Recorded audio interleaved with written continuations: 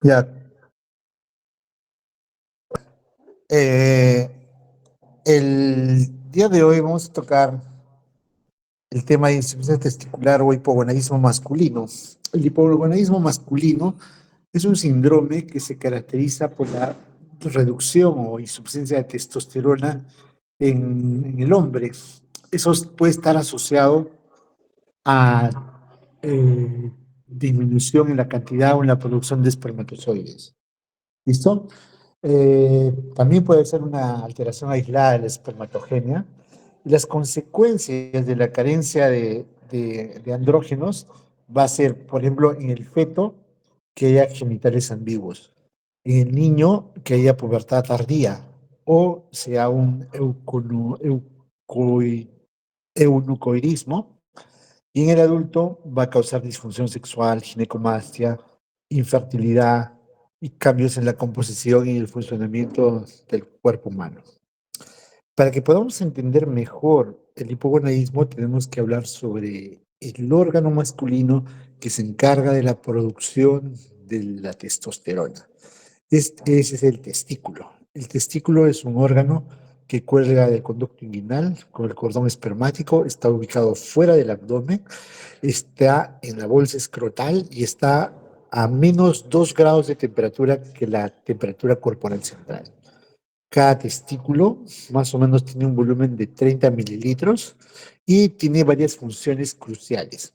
En el feto se encarga de la diferenciación de los genitales internos y externos, porque va a producir testosterona.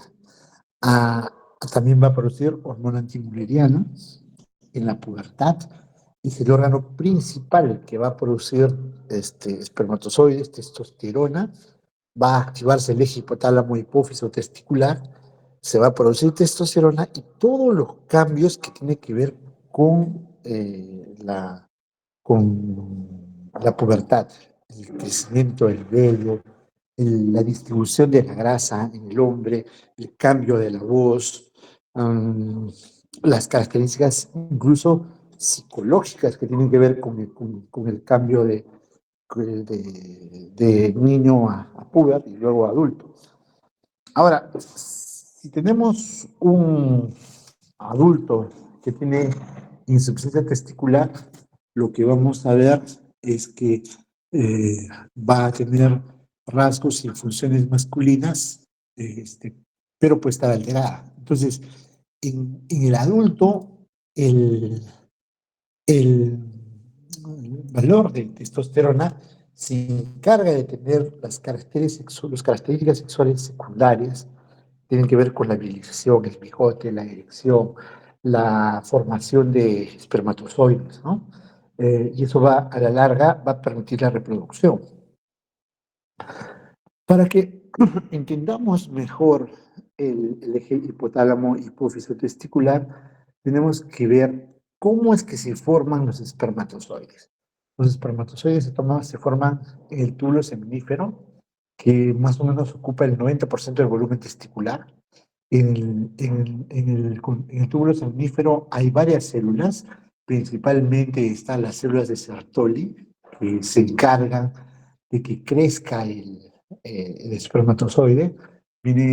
Hay células germinativas, hay capilares, todo está, va madurando los espermatozoides de espermatogonia hasta espermátide, espermatozoide maduro, y que van a liberarse a la luz del túbulo, ¿no?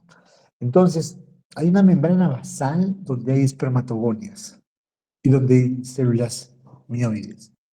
Ah, hay unas células, eh, hay unas uniones muy estrechas donde están las espermatogonias que se llaman las células de Sertoli, que es la base anatómica de la barrera hematotesticular. Entonces, si uno ve a la coloración hematoxilina y eosina, acá están en la base las espermatogonias, acá están los espermátides, luego está el espermatocito primario, y luego el secundario, y luego está el espermatozoide.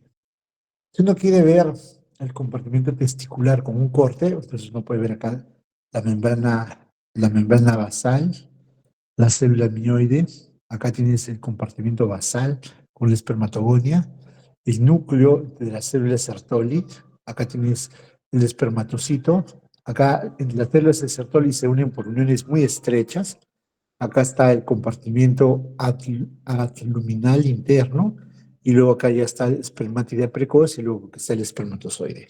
Entonces, la célula Sertoli es como un nido que permite que la espermatogonia vaya madurando espermátide, luego espermatozoide primario y luego espermátide precoz y luego espermatozoide, ¿no?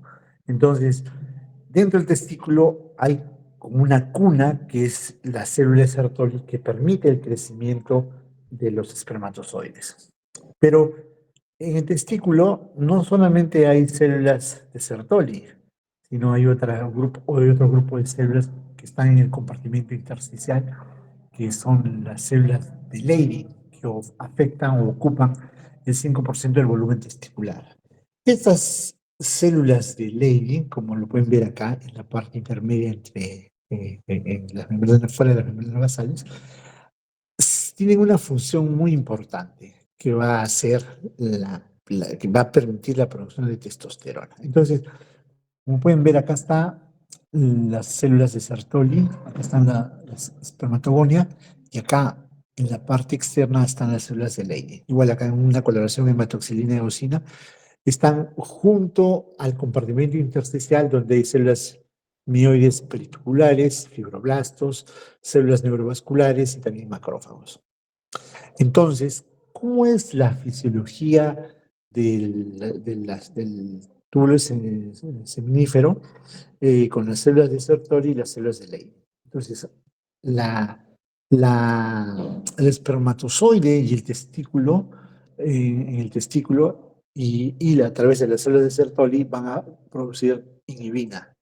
La célula espermática va a producir inhibina y esta inhibina va a bloquear el hipotálamo y la hipófisis.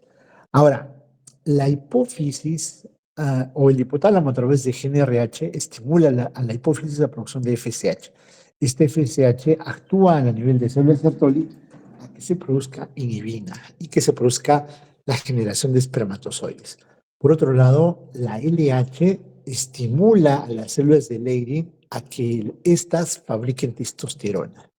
Entonces, la célula de Leydig es la encargada de producir testosterona y esta a su vez, la testosterona a su vez, tiene un mecanismo de feedback negativo hacia el hipotálamo hipófisis y también estimula a los espermatozoides a que maduren, ¿no? Entonces, una vez que tenemos que los espermatozoides se han producido y que estos están creciendo en un ambiente rico en testosterona, producto de la fabricación de las células de Leydig, estos espermatozoides maduros van a ser transportados por una serie de canales o vías, ¿no? Entonces, todo este conjunto se le llama los túbulos seminíferos. Acá tenemos la rete testis, que está en la parte dentro del testículo, luego tenemos los conductos eferentes, luego el epidídimo, que es todo un enmarañado de vasos sanguíneos, luego está el epidídimo, y el epidídimo va a tener cambios bioquímicos que van a dar la capacidad, la motilidad del espermatozoide, y luego está el conducto deferente, ¿no? Entonces, una vez que se forma el testículo en el túbulo seminífero, hay la retetestis, el conducto eferente, el epidídimo y el conducto deferente, ¿no? Ahora, recuerden que la célula de Leydig, estimulado por la LH, fabrica testosterona y esta testosterona va a estimular a la célula Sertoli para que se produzca la formación de espermatozoides. Ahora, la testosterona puede ser convertida a estradiol o a dehidrotestosterona y esta testosterona puede también tener efectos androgénicos que tienen que ver con el desarrollo sexual, la distribución, la implantación del cabello, la presencia del líbido el fortalecimiento de los huesos, de los músculos, la producción espermática, la función eréctil, el comportamiento varonil de las personas, la secreción de gonadotropinas también, ¿no? Entonces, LH tiene que ver con el comportamiento intersticial, la producción de testosterona desde las células de Leydig. Y recuerden que la testosterona se puede convertir en estradiola de hidrotestosterona. Ahora, para que se produzca la producción de GnRH, tiene que haber un pulso generador de pulsos. Tiene que haber, en el hipotálamo tiene que haber neuromoduladores. Estos moduladores van a producir un pulso GnRH que a su vez van a estimular un pulso de LH. Y este pulso de LH va a permitir que se estimule la fabricación de testosterona por la célula de Leydig. Por otro lado, también se estimula la fabricación de FSH, que va a estimular a las células de Sertoli para que se produzcan los espermatozoides con presencia de testosterona que procede de la célula de Leydig. Entonces, el, eh, el efecto de FSH va a ser la espermatogénesis. El efecto de LH va a ser la producción de testosterona. ¿Listo? Eso no hay que olvidar. Entonces, para que se produzca la función gonadal normal, tiene que haber una espermatogénesis normal. Entonces, tenemos acá la célula madre, sería una espermatogonia. Esta espermatogonia va a entrar en fase mitótica o proliferativa, entonces hay una renovación de células. Entonces, se va a renovar a través de un proceso de división de cromosomas que al final terminan con el mismo número de cromosomas, que es una mitosis. Entonces va a permitir la reserva de células madre y una minoría se va a diferenciar y va a pasar a una fase proliferativa. Luego, las espermatogonias tienen bajo índice mitótico, van a producir espermatogonias y las espermatogonias, algunas van a entrar en mitosis y luego hacen una diferenciación adicional y después van a entrar a una fase meiótica. Entonces, una vez que entran a fase meiótica, acá disminuye el número de cromosomas. Entonces, de un espermatocito primario que tiene 46 cromosomas, pasan a un espermatocito secundario que ya solamente tiene 23 cromosomas. Y luego este espermatocito pasa a una maduración que se va a convertir en espermátide y finalmente se convierte en espermatozoide. Entonces, las espermátides son células redondas y maduras que luego finalmente se diferencian en espermatozoides maduras, ¿no? Entonces, la producción diaria de espermatozoides es más o menos 120 millones de espermatozoides maduros por día. O sea, hay el cuerpo fabrica 1000 espermatozoides por cada latido cardíaco. Este es el espermatozoide. Fíjense que el espermatozoide tiene una caperuza acrosómica, su cabeza, su cuello, tiene una pieza media, tiene una pieza principal, una pieza terminal, la pieza principal y la terminal son la cola. Ah, y este es un espermatozoide completo, ¿no? Móvil. Y la producción de espermatozoides debe llegar a más de 15 millones por mililitro y se requiere que por lo menos 4% tienen un aspecto morfológico normal, porque a veces hay espermatozoides sin cola, espermatozoides con dos cabezas, espermatozoides sin cuello o espermatozoide con dos colas. Entonces, basta que tengamos 4% de espermatozoides morfológicamente normales y ya uno puede decir que la fertilidad está garantizada. Otra cosa es que la motilidad del espermatozoide tiene que ir hacia adelante. Hay espermatozoides que no se mueven o hay espermatozoides que en vez de ir adelante se van para atrás. Solamente nos sirven los espermatozoides que tienen una morfología normal, que se estima 4%, y espermatozoides que avanzan en el microscopio hacia adelante, tienen una motilidad adecuada, y eso debe ser más de 40%. La testosterona en la sangre está unida a proteínas, principalmente albúmina, entre el 54 y el 68%. Ahora, hay testosterona débilmente unida a albúmina, que esa puede ser activa, pero también hay testosterona unida fuertemente a la globulina transportadora de hormonas sexuales. Y de toda la testosterona que tenemos, solamente el 0,5 o al 3% es libre. Y esa es la testosterona activa que va a producir todos los efectos androgénicos que hemos revisado.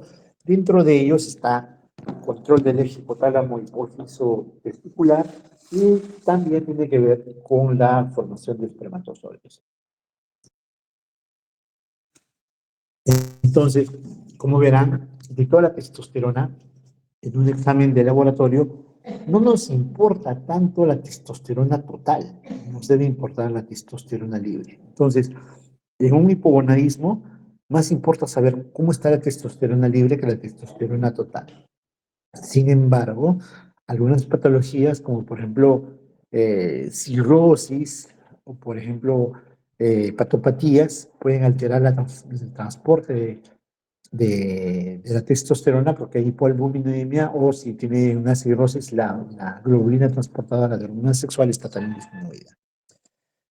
Recuerden también que para la formación de la testosterona se necesita acetato, colesterol, ésteres de colesterol. También esto va a permitir que se forme pregnenolona, 17-hidroxipregnenolona, dehidroepiandrosterona, y luego androstenediol, y luego testosterona. Pregnenolona puede pasar a progesterona, 17-hidroxiprogesterona, perdón, 17-hidroxipregnenolona a 17-hidroxiprogesterona, y dehidroepiandrosterona a androstenediona, y androstenediona también puede pasar a testosterona. Ah, esto se debe por decisión de la segunda cadena, primera cadena lateral, segunda cadena lateral, reducción del grupo 7Z o oxidación del anillo alfa. Entonces, es muy importante que sepamos que la testosterona puede convertirse a través de la aromatasa a estradiol. Y este estradiol tiene que ver con mejorar la densidad mineral ósea, la función artificial, la masa adiposa, la función sexual, el estado de ánimo, incluso algunos dicen el HDL. Ahora, la testosterona a través de la 5-alfa reductasa se puede convertir a dehidrotestosterona. Entonces, la dehidrotestosterona tiene que ver con el crecimiento prostático, la piel o los folículos pilosos en zonas sensibles de andrógenos. Hay patologías donde, por ejemplo, hay deficiencia de la enzima 5-alfa reductasa. Entonces, si falta la 5-alfa reductasa, no hay dehidrotestosterona. Y si no hay dehidrotestosterona, el estímulo para crecimiento de caracteres sexuales secundarios masculinos se bloquea. Eso lo vamos a ver más adelante, ¿no? Pero digamos, hay alteraciones enzimáticas que pueden tener un efecto muy severo en la formación de los caracteres sexuales secundarios. ¿Listo? Ah, recuerden también que la quinta parte del estradiol circulante es producido por los testículos, principalmente de las células de Leydig. ¿Cómo es la secreción de testosterona en la vida del ser humano?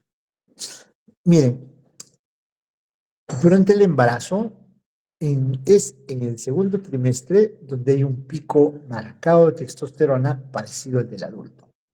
Y esto permite la maduración sexual y el desarrollo de caracteres sexuales secundarios.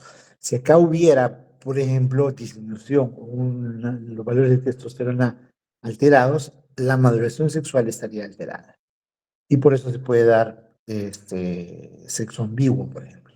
O puede ser que un paciente que cromosómicamente es varón, al no fabricar testosterona, pues no se diferencia en varón. Puede ser cromosómicamente varón, pero fenotípicamente mujer. El segundo momento donde se eleva la testosterona es en los primeros 28 días, de la etapa neonatal. Hay también un pico de elevación de testosterona, este, que permite también la maduración de las caracteres sexuales en el niño, ¿no? En la etapa neonatal. Ah, estos valores, al igual que la etapa fetal, pueden llegar casi hasta valores de la adolescencia. Ahora, el tercer momento en que se eleva la testosterona es en la etapa puberal. En la etapa puberal se incrementa la testosterona, se incrementa la producción de espermatozoides y se llega a niveles de adulto. Más o menos a los 17 años se alcanza el pico de secreción de testosterona y estos se mantienen activos hasta aproximadamente los 60, 65 años, donde hay una declinación de la secreción de testosterona. Y con el envejecimiento hay un descenso gradual, progresivo, variable de las concentraciones de espermatozoides y la producción de espermatozoides. La testosterona baja y producción de espermatozoides también. Fíjense, entonces, tanto en la etapa fetal, en la etapa neonatal y en la etapa puberal, hay, hay elevación de testosterona. Y la formación, la producción de espermatogonias se inicia en la pubertad, ¿no? Y eso se mantiene hasta el final de los días. ¿Qué pasaría si, digamos, yo tengo un hipogonadismo? Si yo tengo un hipogonadismo, con una deficiencia en la formación de testosterona o de espermatozoides, pueda que esto se ocasione en el testículo. Entonces, hablamos de un hipogonadismo primario, o sea, la lesión está en el testículo. Por ejemplo, puede ser un trauma, puede ser radiación, o podemos tener una lesión secundaria que puede estar ocasionada lesionando la hipófisis o el hipotálamo. Entonces, pues, por ejemplo, un panhipopituitarismo, puede ser un tumor hipofisiario, una cirugía de hipófisis, un tumor hipotalámico, etcétera. Entonces, puede haber un problema primario, un problema secundario, y puede haber un hipogonadismo primario y secundario combinado, con defectos en ambos niveles, ¿no? Recuerden también que en el hipogonadismo primario la lesión es del testículo. Entonces, falla la célula de Leydig y falla la célula de Sertoli. Por lo tanto, vamos a tener disminución de testosterona y vamos a tener también, no hay producción de espermatozoides por las células germinales que van a estar asociadas a la producción de las células de Sertoli. Por lo tanto, en un hipogonadismo primario tenemos testosterona baja y espermatozoides disminuidos. Entonces, tanto la testosterona no va a tener un feedback negativo efectivo y las células Sertoli no va a producir inhibina B. Por lo tanto, el hipotálamo va a incrementar la GnRH y esta GnRH elevada va a incrementar los niveles de LH y FSH. Entonces, en un hipogonadismo primario, tenemos valores de testosterona bajas, espermatozoides bajos o nulos, inhibina baja, incremento del GnRH y elevación de LH y FSH. Entonces, el hipogonadismo primario también se le llama hipogonadismo hipergonadotrópico. ¿Por qué? Porque la alteración testicular hace que se incremente la LH y la FSH, que son las gonadotropinas. Entonces, un hipogonadismo hipergonadotrópico está asociado a lesión de testículo. Por lo tanto, es un hipogonadismo primario. En cambio, puede haber lesiones primarias con lesión selectiva o un aumento selectivo de FSH. Ese es cuando hay una carencia aislada de producción de espermatozoides. Entonces, acá lo que podemos ver en el esquema del eje hipotálamo hipófisis testicular, que en el hipogonadismo primario, por defecto aislado de túbulos seminíferos, hay una anomalía en la formación de espermatozoides, con aumento en las concentraciones de FSH, pero concentraciones de LH normal. Entonces, acá lo que predomina es una disminución de espermatozoides. Acá hay una oligospermia a zoospermia, pero concentraciones de testosterona normal. Entonces, este paciente es un paciente varón normal, con función sexual normal, libido normal, caracteres sexuales secundarias normales, pero lo que tiene es ausencia de espermatozoides, azospermia o oligospermia. ¿Qué se dañó acá? Se dañaron los túbulos seminíferos y se dañó la célula Sertoli. No produce espermatozoides. Y acá lo que se incrementa más son los valores de FSH. La LH está normal. ¿Listo? Eh, el patrón fenotípico de este paciente es un varón normal, completamente normal. Lo único que falla es la producción de espermatozoides. Ahora, ¿qué causas de hipogonadismo primario tenemos? Los que es más frecuentes son dentro de las anomalías congénitas es el síndrome de Klinefelter. El síndrome de Klinefelter es una alteración cromosomial donde el patrón cromosómico es 46XXY. Ah, también hay otras patologías como la distrofia miotónica, la criptorquidia no corregida, el síndrome de Nuna, la anorquia congénita bilateral, el síndrome poliglandular autoinmunitario, defectos en la biosíntesis de testosterona, como ya dijimos, ¿no? Sobre todo 5-alfa-reductasa, tumores testiculares, síndromes genéticos complejos, síndrome de Down, el síndrome Prader-Willi, mutaciones de receptores para la hormona luteinizante. Entonces, son defectos congénitos del desarrollo que están asociados a un hipogonadismo primario, ¿no? Pero también puede haber trastornos adquiridos, trauma, castración quirúrgica, bilateral, fármacos como espironolactona, ketoconazol, amiodatenona, enzalutamida, licor, quimioterapia, radiación, orquitis.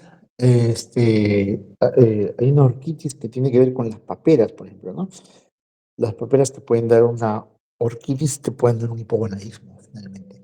Generalmente, te tiene que dar en la pubertad o en el adulto joven, ¿no?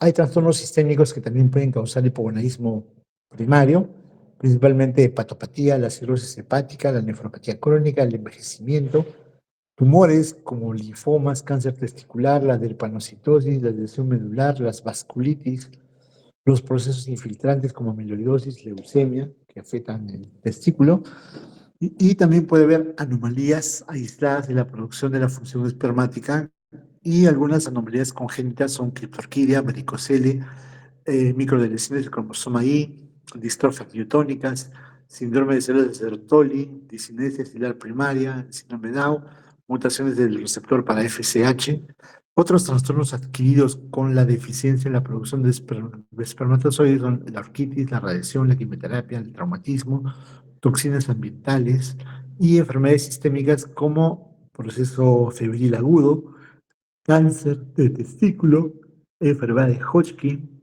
azospermia, oligospermia idiopática y lesión medular. Entonces, eh, tenemos muchas causas que tienen que ver con el hipogonadismo primario. Entonces, en el hipogonadismo primario, ya hemos visto que la lesión está en el testículo. Ahora veamos el hipogonadismo secundario. En el hipogonadismo secundario, la lesión está en hipófisis. Entonces, la secreción de LH y de FSH está normal o disminuida. Si está normal o disminuida, la célula de Leydig produce menos cantidad de testosterona y esta testosterona no inhibe al hipotálamo ni a la hipófisis. Por otro lado, la célula Sertoli, al no ser estimulada de forma adecuada con la FSH, no fabrica cantidades adecuadas de inhibina B. Por lo tanto, no hay un feedback negativo con el hipotálamo. Por lo tanto, la LH y el FSH se incrementan, ¿no? Entonces, en un hipotiroidismo, perdón, en un hipogonadismo secundario, tenemos células de Leydig afectada en el intersticio con disminución de testosterona y células Sertoli afectada en el túbulo seminífero con disminución en la producción de espermatozoide. Entonces, puede que sea una alteración hipofisiaria o una alteración hipotalámica, que a la larga van a producir carencia de andrógenos. porque va a haber disminución de espermatozoides y disminución de testosterona, pero va a tener también disminución de LH y de FSH. ¿Qué causas tenemos en hipogonadismo secundario? Las causas frecuentes son carencia androgénica en la producción de espermatozoides, anomalías congénitas del desarrollo, una pubertad tardía constitucional, hemocromatosis. Eh, tenemos también hipogonadismo hipogonadotrófico idiopático, sus variantes, como el síndrome de Kallmann, la hipoplasia suprarrenal congénita, la carencia aislada de LH, las mutaciones de la cadena beta, de la LH, otras que son los síndromes genéticos complejos, trastornos adquiridos como hiperprolactinemia, los opioides, esteroides anabólicos, los androgénicos, progestinas, exceso de estrógenos, los agonistas o antagonistas de GnRH, la insuficiencia hipofisiaria, los tumores hipofisiarios hipotalámicos, la hipofisectomía quirúrgica, la radiación, la hipofisiaria o craneal, el compromiso vascular, lesión cerebral traumática, proceso granulomatoso o infiltrativo, alguna infección, alteraciones del tallo hipofisiario, puede ser también una hipofisitis linfocítica autoinmune.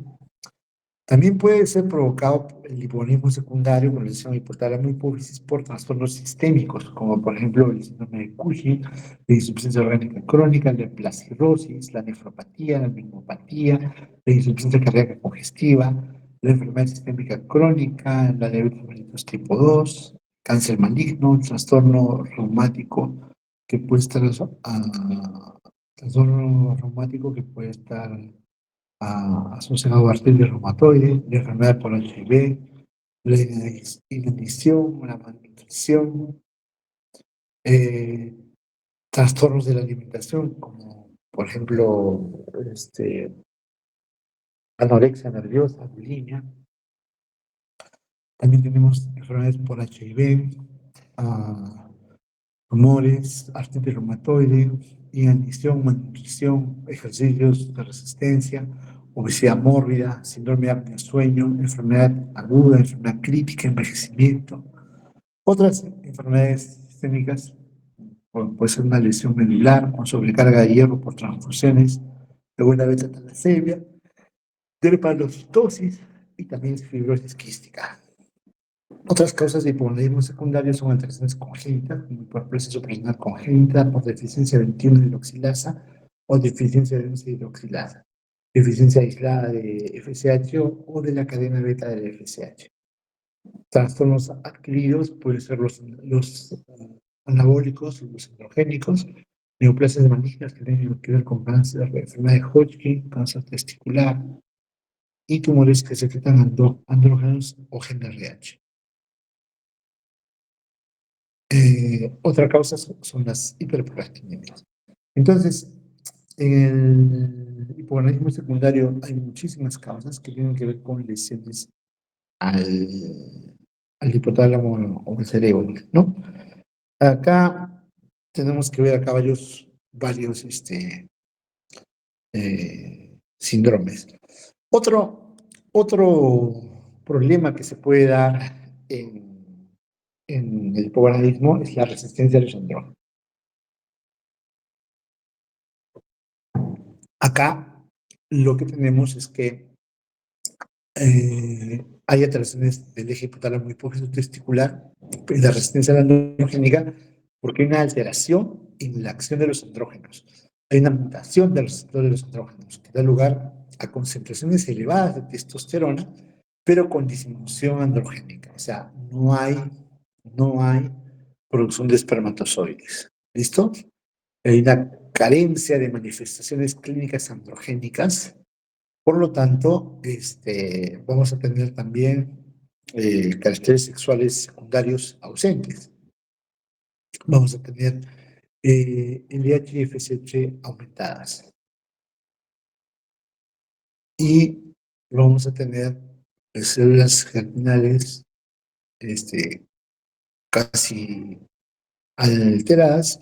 Y si hacen una evaluación, pues va a tener poca producción de espermatozoides a través del testículo y grandes cantidades de producción de testosterona y elevaciones aumentadas de LH y FSH. ¿Cuáles son las causas de resistencia a los andrógenos? Anomalías congénitas del desarrollo, enfermedad de Kennedy, con atrofia muscular medular y vulvar, síndrome de insensibilidad parcial a los andrógenos, donde hay mutaciones del receptor de los andrógenos, deficiencia de la 5-alfa reductasa tipo 2, o también síndrome de insensibilidad total a los andrógenos, donde el paciente o el niño tiene genotipo masculino, es un XY, pero el receptor de los andrógenos está ausente. Por lo tanto, el fenotipo es mujer. También, también pueden ser un efecto adquirido. Acá puede haber antagonistas de los receptores de los andrógenos como bicalglutamida, dilutamida, diferentes medicamentos como espironolactona, ciproterona, marihuana, antagonistas de los receptores antihistamínicos tipo 2, receptor androgénico mutado o enfermedades celíacas. Esas son la que producen resistencia a los andrógenos. Entonces, vamos a ver algunos datos sobre el hipogonadismo. Epidemiológicamente, es el trastorno más frecuente de la función testicular que se ve en la práctica clínica. Tiene una prevalencia en los varones que avanza, que va desde el 2 al 9%, dependiendo de las manifestaciones clínicas y de la definición que se use, ¿no? Lo más frecuente es el síndrome de Klinefelter, que es una anomalía muy frecuente cromosómica, y el principal trastorno testicular causante carencia de testosterona y alteración de la espermatogenia afecta a más o menos 1 de cada 500 hombres, ¿no? 1 de 500 hombres. Hay anomalías aisladas de producción de espermatozoides y pueden representar las principales causas de infertilidad masculina, ¿no? Que es un 5% de los hombres. Ah, ¿Cómo hago la evaluación del hipogonadismo? Bueno, si sospecho hipogonadismo, tengo que ver antecedentes, principalmente parotiditis, porque puede haber hipogonadismo, puede haber una lesión testicular, traumatismos, si ha recibido radioterapia, quimioterapia testicular, medicamentos como espironolactona, ketoconazol, citotóxicos, problema renal o hepático, y si sospecho hipogonadismo secundario, el paciente puede referir cefalea, alteraciones visuales, alteraciones del campo visual, neumopatías crónicas, falla cardíaca, síndrome consultivo, carencias nutricionales, procesos agudos recientes, obesidad mórbida, medicamentos como los opioides, corticoides, los esteroides anabólicos y también acetato de medroxiprogesterona. Eso es en el hipogonadismo secundario. Al examen físico, tengo que ver cómo está, si hay carencia androgénica prepuberal. Tengo que medir la envergadura braquial. La envergadura braquial es estiro el brazo como que estuviera crucificado. Entonces veo la envergadura desde la punta del tercer dedo de la mano derecha hasta la punta del tercer dedo de la mano izquierda, con los brazos abiertos. Todo ese, toda esa distancia, por ejemplo, de una persona de 1,65 m, debe medir también 1,65 m y debe ser igual a la talla. Entonces, mido la talla y también puedo medir la distancia desde la sínfisis del pubis, de la parte superior, hasta el suelo, o también desde la sínfisis del pubis a la cabeza. Entonces, la distancia entre el suelo y la sínfisis del pubis, desde la sínfisis del pubis hasta la cabeza, debe ser similar, para que uno diga que es un crecimiento homogéneo. Tiene que haber chequeo de parte de los varones, de cómo está su envergadura, su estatura, y también cómo está la distancia entre el piso, la sínfisis del pubis, y desde el sínfisis del pubis hasta la cabeza. ¿Listo? Desde los segmentos superiores al segmento inferior. Tengo que ver si el crecimiento ha sido homogéneo. Lo normal es que la envergadura braquial sea igual a la estatura. Si la envergadura, si la envergadura es mayor de 5 centímetros o más a la estatura, es decir, la distancia entre la envergadura de la punta del dedo de ambos brazos es mayor a la talla, significa que tiene una envergadura braquial. Por lo tanto, el paciente tiene un hábito eunucoide. También se describe que hay, eh, puede tener una distancia coronilla o sínfisis de pubis 5 centímetros por encima. La distancia de la sínfisis al pubis versus la distancia de la coronilla de la sínfisis del pubis debería ser iguales. Digamos, para una persona de 1,70 m debería ser 65 para arriba y 65 para abajo. Cuando la distancia de la coronilla al piso es mayor que la coronilla de la cabeza, se está hablando de un hábito eunucoide. Si la distancia, por ejemplo, 1,60 m con la envergadura alta y tiene, eh,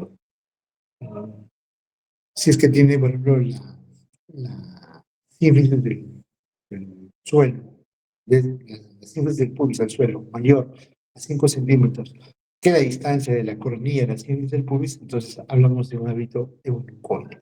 Es decir, que un hábito eunucoide es cuando la envergadura es alta o la distancia de sínfisis suelo es mayor que la sínfisis coronilla.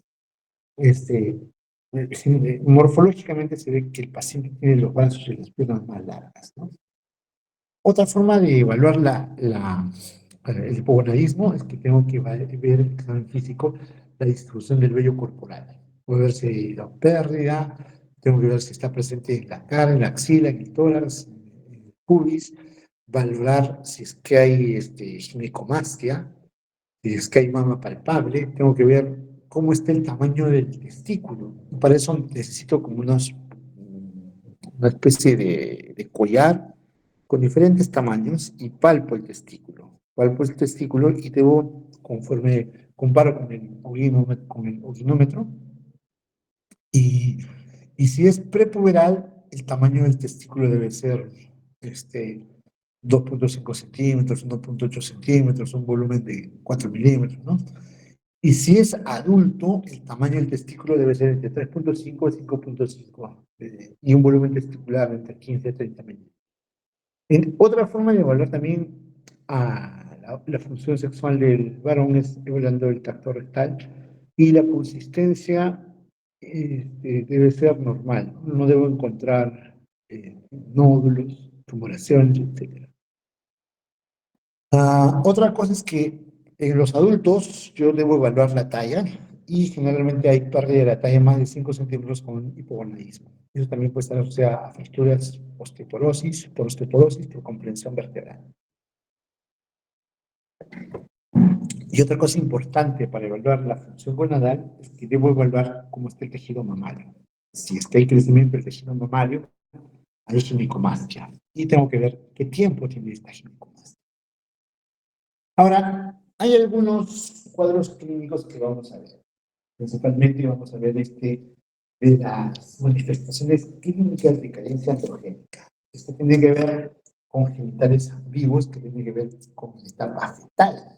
Y acá los niños tienen genitales ambiguos, o puede ser un varón, que es genéticamente 46X, o puede tener también los genitales femeninos normales. El paciente puede tener microfalo, eh, puede parecer una clítoromegalia, puede tener hipospadias, perineo escrotal o una pseudovagina, puede tener escroto bífido o puede tener clitorquía. Entonces, si en efecto hay deficiencia de hormonas masculinas, sobre todo testosterona, vamos a tener genitales ambiguos. O un niño genéticamente varón pero con fenotipo femenino. Hipospadias, escroto bífido o clitorquía. Esto tiene que ver con que la testosterona, en presencia de 5-alfa-reductasa, produce la dihidrotestosterona. Y esta dihidrotestosterona tiene sus efectos en los cambios somáticos asociados a la masculinidad en el feto. Por ejemplo, en la deficiencia de 5-alfa-reductasa, en un niño varón puede dar un fenotipo femenino, pero también puede dar un hipospadia subcoronal, acá, escrotal o pene escrotal, ¿no? O sea, la uretra no está en la punta del pene, sino está por la corona, está en la mitad del pene, o está en la unión del pene y el escroto. Cuando tengamos esta uh, patología o estas características sexuales, tenemos que pensar en deficiencia de 5-alfa-reductasa. Entonces, ¿qué es la deficiencia de 5-alfa-reductasa? Un trastorno autosómico recesivo, felizmente poco frecuente, que provoca un pseudohermafroditismo en el hombre, que es una enfermedad caracterizada por diferenciación incompleta de los genitales masculinos en pacientes con genotipo de varón, 46XY. El cuadro clínico provoca genitales ambiguos, puede tener escroto bífido o puede tener micropene.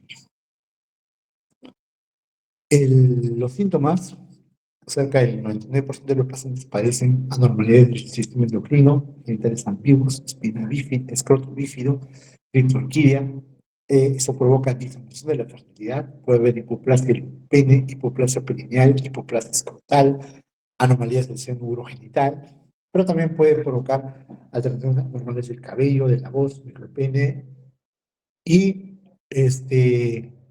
puede también aparecer carencia androgénica prepuberal. Cuando ya se produce esto en los adolescentes, el cuadro clínico es una pubertad tardía. El libido está disminuido, hay menos erecciones espontáneas, sobre todo matutinas, nocturnas. Aumenta el tamaño de las mamas, hay menor motivación e iniciativa del hombre hacia la mujer, menos fuerza y rendimiento físico, hay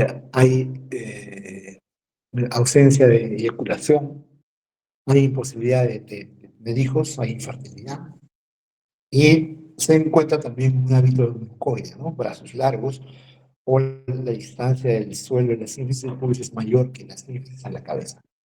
Hay genitales infantiles, testículos pequeños, disminución del crecimiento del vello con patrón masculino, o sea, debería ser romboidal en el abdomen, crecimiento de barba, incluso la cantidad de masa muscular está disminuida, los brazos y piernas son desproporcionalmente largos en relación a la talla, hay una distribución puberal del tejido adiposo, hay una masa muscular poco desarrollada, la voz es aguda, como una voz de bebé, hay menor masa ósea, hay más osteoporosis, osteopenia, ginecomastia, la glándula prostática es pequeña, hay oligo o azoospermia. Eh, y otra patología que vamos a ver es el receptor resistencia a la sensibilidad a la testosterona. Cuando el varón fabrica testosterona, esta testosterona tiene un receptor. Y este receptor hace que el desarrollo de las características sexuales secundarias sean normales. Pero si el receptor está mutado, la testosterona está presente, pero no hay efecto de la testosterona. Y eso va a provocar un cuadro clínico que se llama síndrome de Morris. Entonces, el síndrome de Morris es una mutación genética localizada en el cromosoma X que afecta al receptor de andrógenos. O sea, la falla está en el cromosoma X porque no se va a producir el receptor de andrógenos. Entonces, No hay formación de proteínas receptores de andrógenos y por lo tanto las hormonas sexuales masculinas no se unen a la célula y no llevan a cabo su función. Por lo tanto, podemos decir también que es un síndrome de resistencia a los andrógenos. Esta resistencia puede ser total, con un fenotipo femenino, o pues, o también se llama completa, o puede ser parcial, o puede ser leve. Si es completa, se le denomina feminización testicular. Y el fenotipo acá es de mujer, totalmente de mujer. Es una mujer, nace mujer, crece mujer, tiene sus muñequitas, va al colegio, va a un colegio de monjas, entra a debería entrar a la adolescencia, pero nunca arregla. Hay una amenorrea primaria. Entonces, se preocupan, le hacen su prueba, le hacen una ecografía y no hay útero. Y lo que encuentran son testículos. Le hacen el cariotipo y sale un 46XI, o sea, es hombre.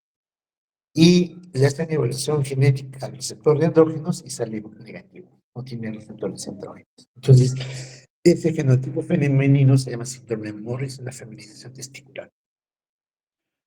Puede haber una deficiencia parcial que puede dar un fenotipo ambiguo, o puede dar criptorquidia, puede dar hipospadias, o puede ser algo leve, ¿no? Donde el paciente puede tener caracteres sexuales masculinos, pero puede tener también eh, oligoestenosos ¿no? En el síndrome de Morris, la talla se conserva, hay desarrollo normal de las mamas, la cadera es estrecha, hay poco vello púbico axilar, no hay útero, los testículos usualmente están atrofiados, no han descendido, pueden tener una vagina corta con terminación ciega. Incluso algunos de estos pacientes pueden tener, pueden pasar los 14, 15 años, se pueden enamorar de un chico, pueden incluso hasta pretender tener relaciones, porque tienen una vagina corta, ¿no? Ya cuando no funcionan normalmente, pues van al médico y se encuentran que no es mujercita, sino es varón, pero que no tiene receptores de andrógenos. Ahora, ¿qué se va a hacer con este paciente? Este paciente fenotípicamente y psicológicamente es mujer. Entonces, no le vamos a poder dar receptores andrógenos. Si le diéramos andrógenos, no tendría receptores, no le podríamos dar tratamiento para que sea hombre. Ya ha crecido como mujer, queda como mujer. Y lo que quedaría sería darle hormonas femeninas. Se retiran los testículos porque el testículo dentro del abdomen puede provocar cáncer de testículo. Entonces, mejor sacarlos.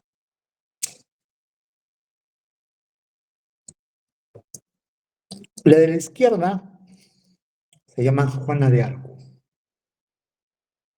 La de la derecha es la reina Isabel I de Inglaterra. Los chismes dicen que Juana de Arco e Isabel I de Inglaterra tuvieron este síndrome, el síndrome de Morris. Genéticamente eran hombres, fenotípicamente mujeres.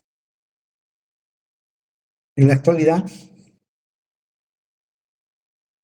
hay algunas actrices famosas que se sospecha que tienen este síndrome.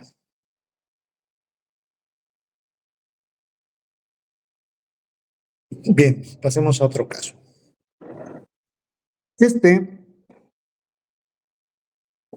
es un cuadro también prepuberal con anorexia congénita de un paciente de 19 años que tiene, fíjense, tiene hábito mucoide, los brazos y piernas son más largos, el testículo y el pene es pequeño y se le ha dado tratamiento con testosterona. Entonces, acá ha habido crecimiento de testículo y crecimiento de vello púbico. Entonces, los pacientes con carencia androgénica prepuberal y que tienen receptores para andrógenos, uno les da el testosterona y tienen una buena respuesta. ¿Listo? Felizmente, el tamaño del pene y el crecimiento de vello púbico responde muy bien al tratamiento con testosterona. ¿Qué pasaba con la carencia de andrógenos en el adulto? Puede haber un desarrollo sexual incompleto, puede haber una falta de interés o falta de deseo sexual, o sea, la libido está disminuido, las erecciones disminuyen, sobre todo las erecciones matutinas o nocturnas, aumenta el tamaño de las mamas, puede haber infertilidad, pueden tener dificultades para tener hijos, pueden disminuir en la talla por fracturas patológicas, pueden tener sofoco, sudoración, y se afeitan con menor frecuencia. Antes se afeitaban diario, cada 2 días, se afeitan a la semana. Puede haber un hábito mucoide, los testículos disminuyen de tamaño, se pierde el vello púbico, en la axila, en el pubis, puede haber ginecomastia, puede haber aspermia, zoospermia, oligosospermia, densidad mineral ósea disminuida, la talla disminuida, y también puede haber una disminución del tamaño de la próstata. Otros signos menos específicos de hipogonadismo en el adulto son menor energía, menos motivación y confianza en sí mismo, tristeza, irritabilidad, menor rendimiento físico, falta de concentración, memoria y mayor somnolencia. En el adulto mayor, cuando estos casos se producen, se llama que el paciente está entrando a una etapa de andropausia, que es el equivalente a la menopausia en las mujeres, ¿no? Otros signos menos específicos de hipogonadismo en el adulto son anemia normocítica normocrómica, depresión, decaimiento, disminución de la fuerza muscular, aumento de la grasa corporal y del IMC, arrugas en la piel, en la cara, en la parte lateral de la órbita. El cuadro más frecuente de hipogonadismo en el adulto se llama síndrome Klinefelter. Es una anomalía cromosómica que afecta a los hombres y que les da un cariotipo XXI. Es un 47XXI, ¿no?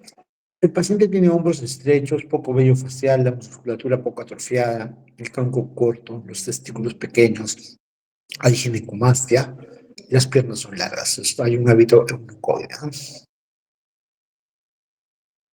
Acá se puede ver la ginecomastia en el adulto. Entonces, en el síndrome de Klinefelter tenemos glándulas agrandadas, testículos poco desarrollados, azoospermia. Como la lesión está en el testículo, hay un hipogonadismo hipergonadotrópico. El pene es pequeño, el vello púbico, axilar y facial está disminuido, disfunción sexual, estatura alta y la capacidad para el aprendizaje está disminuida.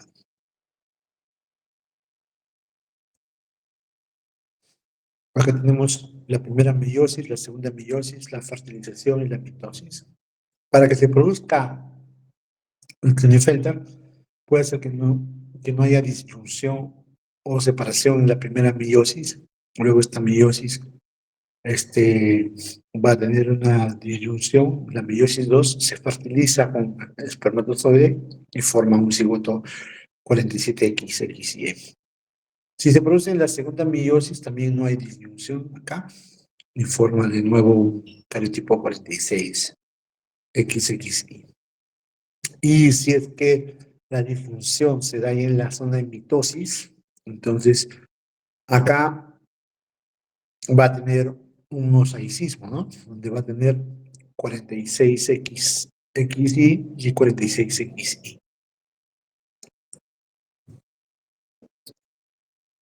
Acá podemos ver el síndrome de Klinefelter, donde el adulto tiene un testículo pequeño, ¿no?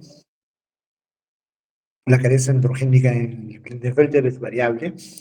Este es un síndrome clásico con, con carencia androgénica prepuberal, con hábito corporal mucoide, distribución prepuberal del tejido adiposo, testículos pequeños.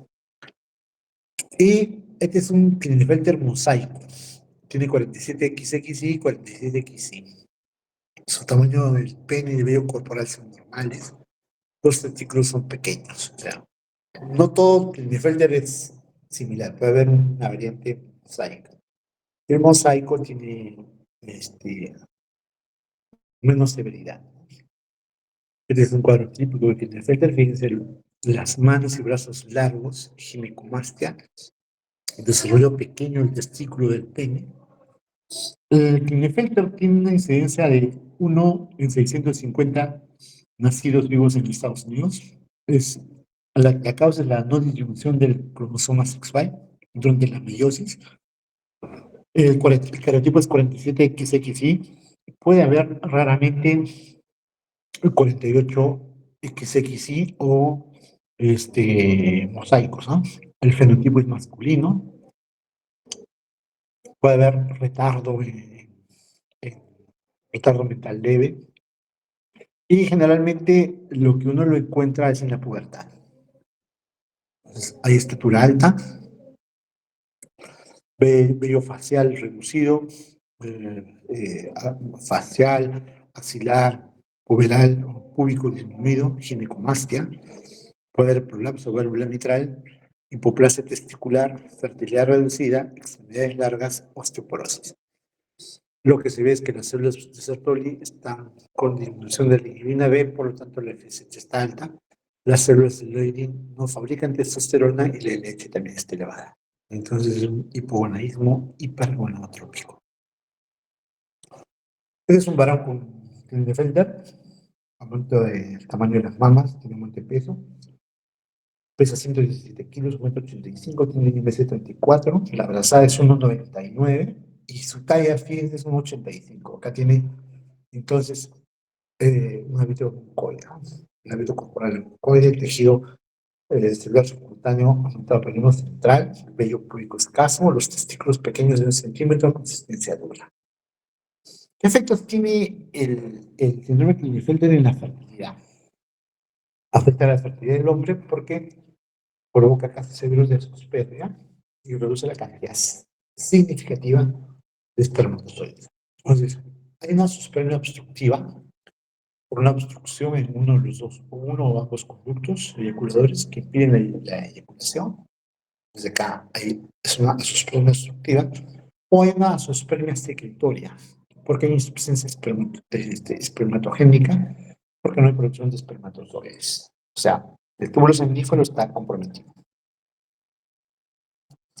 Otro hipogonadismo que se produce y se evidencia mucho en el adulto es el síndrome de Kallmann. El síndrome de Kallmann es un hipogonadotrópico aislado. Tiene una incidencia de 1 en 10.000 en los hombres y 1 en 50.000 en las mujeres.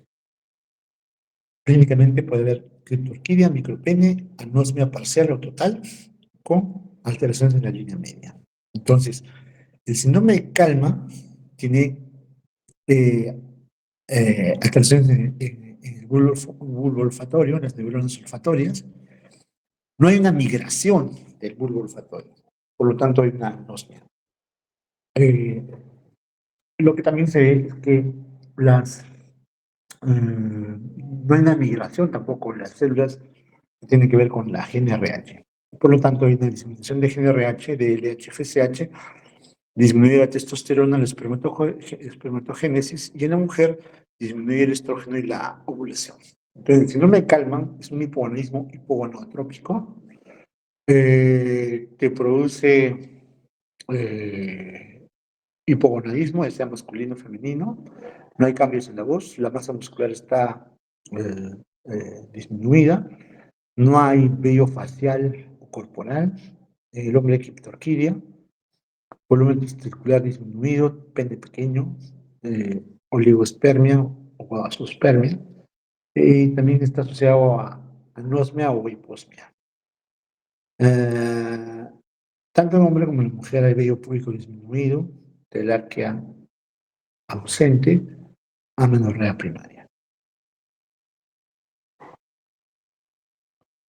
El síndrome de Kallmann es la forma más frecuente de hipogonadismo hipogonadotrópico. Está asociado a un hipogonadismo y anosmia. Ya se le describió desde 1856 y Kallmann en 1944 lo describe, ¿no? Puede heredarse de forma autosómica dominante, recesiva o ligado al cromosoma X. Y la mayoría son esporádicos. La forma de síndrome de Kallmann ligado a X es un fenotípico y genotípicamente la forma definida donde el gen mutado está el gen CAL, y se le ha encontrado en el cromosoma 22, ¿no? El segmento 22 del brazo pequeño del cromosoma X. Está asociado a criptorquidia, anosmia y otras anormalidades y tiene un fenotipo variable. Otras causas de hipogonadismo, por ejemplo, puede ser un hipogonadismo por que el paciente haya tenido un tumor en la pituitaria. Acá tenemos al paciente, y después la pubertad. En gemelos, fíjate que es el gemelo sin enfermedades con hipogonadismo. Este es el gemelo normal y este es el que tiene lesión de hipogonadismo, ¿no?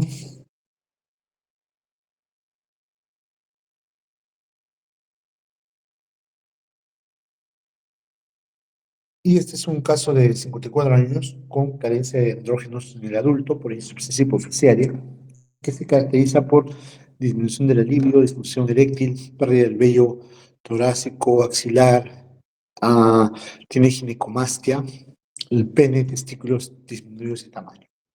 Eh, y Requirió tratamiento con testosterona y se recuperó. Ahora, hay otra manifestación del hipogonadismo que se llama alteración aislada de la producción de los espermatozoides. Y eso va a provocar infertilidad. No hay manifestaciones de carencia androgénica. La testosterona está normal. Los testículos pueden estar pequeños si es que la espermatogénesis está afectada, pero el testículo puede ser de tamaño normal.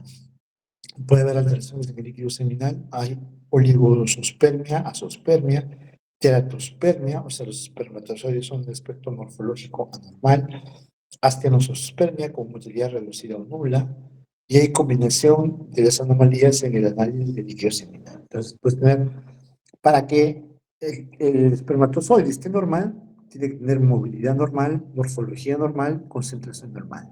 La movilidad hemos dicho que se debe mover más del 40%, más del 4% deben estar completos y tienes que tener una concentración de 15 millones por centímetro cúbico o más. Si la movilidad es menor de 40%, es una astenospermia. Si más del 40%, menos del 40% de los espermatozoides son anormales, estamos ante una teratospermia. Y si estamos ante una cantidad de espermatozoides de menos de 15 millones por centímetro cúbico, es una oligospermia. Y si no hay 0 espermatozoides, es una azospermia. Entonces, podemos tener un paciente que tenga movilidad baja, morfología baja y concentración baja. Entonces, podemos tener un paciente con azospermia, astenosospermia y teratospermia. Entonces, no solo se evalúa cantidad, se evalúa morfología y se evalúa motilidad. ¿Listo? Tienes que tener espermatozoides en cantidad adecuada, que no sean deformes y que se muevan. Espermatozoides quietos que se duerman, no van. Ahora, para el diagnóstico de la carencia androgénica en el adulto, tenemos que recordar que depende de la gravedad y la duración de la carencia. de la edad del paciente, los trastornos concomitantes, del tratamiento farmacológico, del tratamiento previo que ha recibido, y el diagnóstico de hipogonadismo masculino en los hombres se establece por los síntomas, los signos, los signos de carencia androgénica, los niveles de testosterona en el hombre que están bajos, y también podemos ver algunas condiciones donde la hormona, la proteína transportadora de hormonas sexuales está disminuida. Tenemos que medir también las gonadotropinas, el DHFSH, para determinar si existe un hipogonadismo primario, secundario, terciario. Y también tengo que ver si es que tiene un adenoma hipoficiario, tengo que ver imágenes de hipófisis. Y si hay exceso o carencia de otras hormonas, tengo que ver también el estudio de, por ejemplo, prolactina, hormona tiroidea, cortisol, ¿no? Entonces, si yo tengo un paciente que tiene síntomas de hipogonadismo, entonces hago la anamnesis y la exploración física. Veo los signos y síntomas. Si es niño, es prepuberal o es adulto. También tengo que evaluar la testosterona en la mañana. Si está normal, solo hago un seguimiento. Pero si está baja, entonces tengo que evaluar trastornos reversibles, medicamentos, carencia nutricional. Hago una nueva testosterona, evalúo sobre todo la testosterona libre, evalúo cómo está la hormona, la globulina transportadora de hormonas sexuales, la LH, el FSH. Y también, si ya, repito, la testosterona está baja o testosterona libre disminuida baja, entonces acá tengo que ver que tengo testosterona baja con LH y FSH bajas o normales. Entonces significa que es un hipogonadismo secundario o un hipogonadismo hipogonadotrópico. Y acá tengo que ver problemas de prolactina, hierro, hormonas hipoficiales, hacer una resonancia magnética para ver si es que hay una lesión en hipotálamo o hipófisis. Ahora, si yo tengo testosterona baja con el FSH elevadas, es un hipogonadismo primario. Entonces, lo primero que aparece es el Klinefelter. Entonces, tengo que hacerle un cariotipo. Pero también tengo que hacerle una ecografía testicular, ¿no?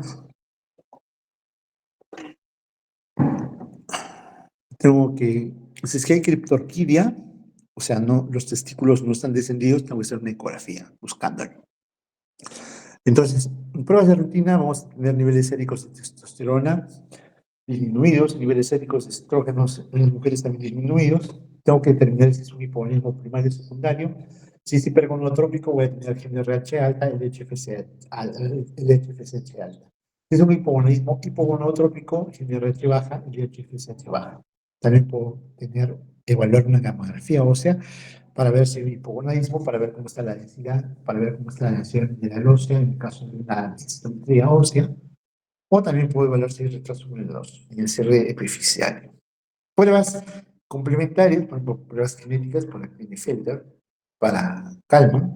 Tengo que evaluar prolactina en el caso de un prolactinoma, hacer una ecografía pélvica en el caso de una disgenesia gonadal, como Klinefelter, y sensibilidad o resistencia a los andrógenos, resonancia magnética para ver si hay lesiones en el sistema nervioso central o hipotálamo, hipófisis, como se llama de Kalman.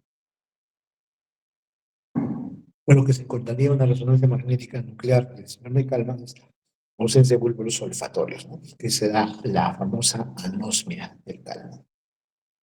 También puede encontrar anormalidades asociadas a la globulina transportadora de hormonas sexuales. Por ejemplo, puede encontrar disminución de globulina transportadora de hormonas sexuales en diabetes tipo 2, en obesidad moderada, síndrome nefrótico, en el uso de glucocorticoides, en el uso de progestinas, andrógenos, en el hipotiroidismo, en la acromegalia o en la carencia familiar de globulina transportadora de hormonas sexuales. Pero hay algunas concentraciones elevadas de globulina transportadora de hormonas sexuales, como en el envejecimiento, en la cirrosis hepática, en hepatitis, en el tratamiento con estrógenos, en el hipertiroidismo, en el uso de anticonvulsivantes y en la enfermedad por HIV.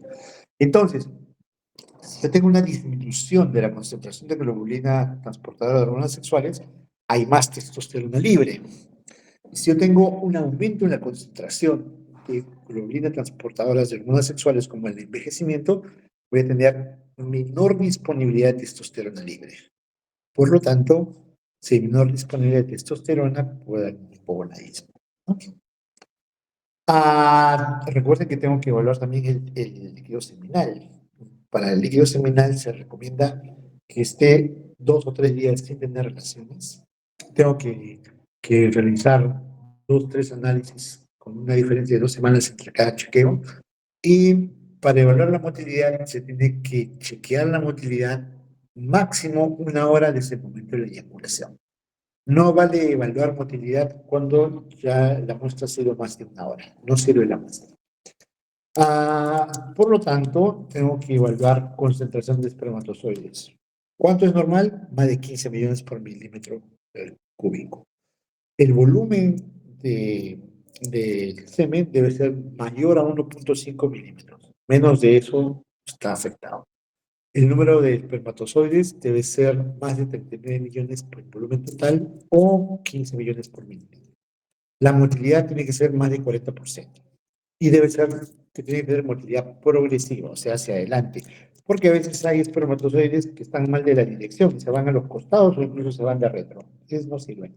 En vez de buscar el óvulo, se están yendo a buscar la salida.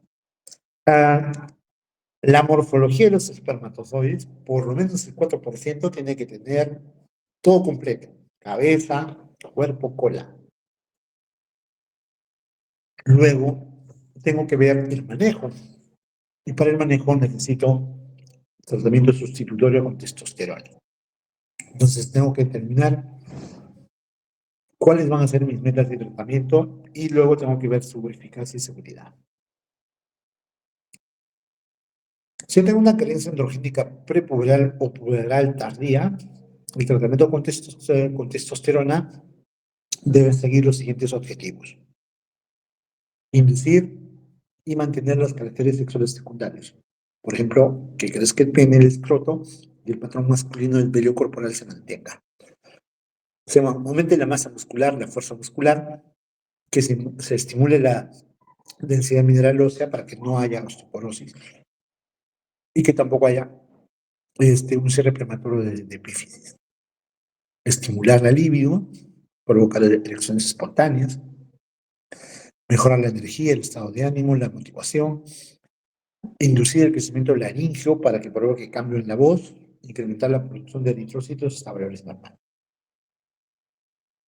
En el adulto, los tratamientos tienen los siguientes objetivos: mejorar la función, la actividad sexual, restablecer el líbido, mejorar la función eréctil, aumentar la masa, la fuerza muscular, mejorar la función y el rendimiento físico, aumentar la densidad mineral ósea, bajar el riesgo de fracturas, mejorar la energía, la vitalidad, el estado de ánimo, la motivación y mejorar el hematocrito hasta valores normales y restablecer el crecimiento del vello masculino.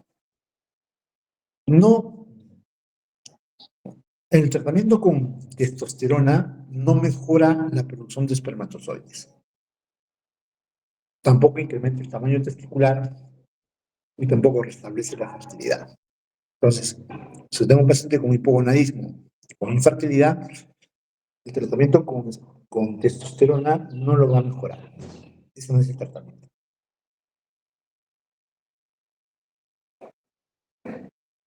Para el manejo del hipogonadismo del adulto, tengo enantatos de testosterona. Un adulto se da entre 150 a 200 miligramos cada 2 semanas. En púberes se da 50 a 100 miligramos mensuales o 25 a 50 miligramos cada 2 semanas. Es de amplio uso, de hecho lo tenemos acá en Perú.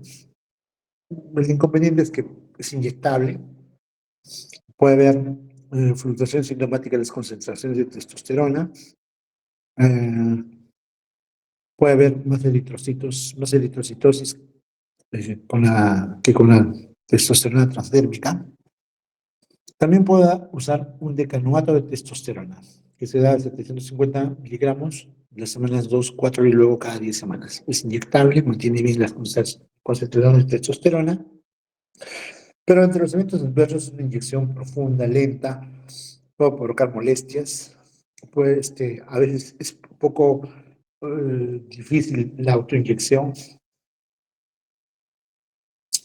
Hay testosterona transdérmica, hay geles y soluciones que también son útiles, pero lo más utilizado es el enantato de testosterona. Ahora, si yo quiero iniciar y mejorar la producción de espermatozoides, lo que yo tengo que usar es gonotropina clínica humana. 500 o 2000 unidades, 2 o 3 veces a la semana, para estimular la síntesis de testosterona y también estimular la formación de espermatozoides. Puedo darle también gonotropina menopáusica humana. También puedo dar hormona liberadora de gonadotropina. Pero esto se da en bomba de infusión. Lo más fácil de utilizar para fertilidad es gonadotropina coriónica humana. ¿Qué tengo que seguir durante el tratamiento de la testosterona? Tengo que ver si hay síntomas y signos de carencia androgénica. Cada 3 a 6 meses y luego cada año. Tengo que ver el riesgo de fractura, la densidad mineral ósea. Y además, debo continuar el tratamiento con testosterona, considerar la posibilidad de interrumpir el tratamiento si es que la testosterona no tiene mejoría. Y luego tengo que seguir la testosterona sérica, ¿no? Y ajustar la pulsología de acuerdo a los valores que tenga. Hay algunos efectos adversos del uso de tanto testosterona, elevación del hematocrito, elevación del antígeno prostático, apnea sueño, irritación. Los partos de testosterona te pueden dar alergia o irritación cutánea. Comprimidos bucales te pueden dar irritación e inflamación de las encías.